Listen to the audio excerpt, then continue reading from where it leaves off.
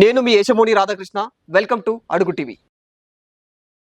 B Maruthi Rao ఈరోజు మన guest ఆయన. Hello sir.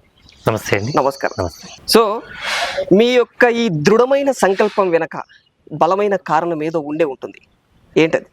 బలమైన కారణం అంటూ ఏం లేదు. మనమంటూ ఏ రంగంలో అయితే ఉన్నామో మనం ఆ రంగంలో టాప్ లో ఉండాలి.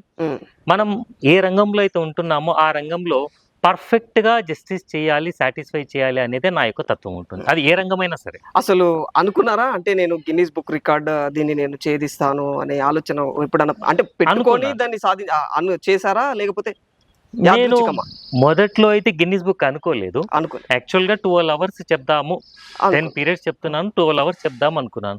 సో చెప్పిన తర్వాత నాలో ఆలోచన వచ్చింది, మనం ఏదైనా రికార్డ్స్ బ్రేక్ చేయాలి, ప్రపంచ రికార్డులు బ్రేక్ చేయాలి అంటే మనం ఏం చేయాలి ఓకే. అని ఆ 24 అవర్స్ తర్వాత నెక్స్ట్ 36 అవర్స్ చెప్పాను.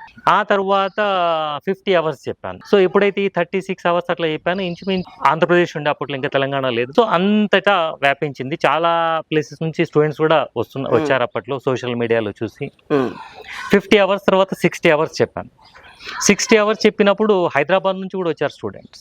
హైదరాబాద్ నుంచి స్టూడెంట్స్ వస్తే నేనేమనుకున్నానంటే హైదరాబాద్ పిల్లలు ఏం వింటారులే అనుకున్నాను. కానీ 60 అవర్స్కి 60 అవర్ కంటిన్యూగా విన్నారు హైదరాబాద్ నుంచి వచ్చిన పిల్లలు కూడా. అంటే మీ మీ బోధనలో ఉన్నట్టుంది మ్యాజిక్ ఏదో.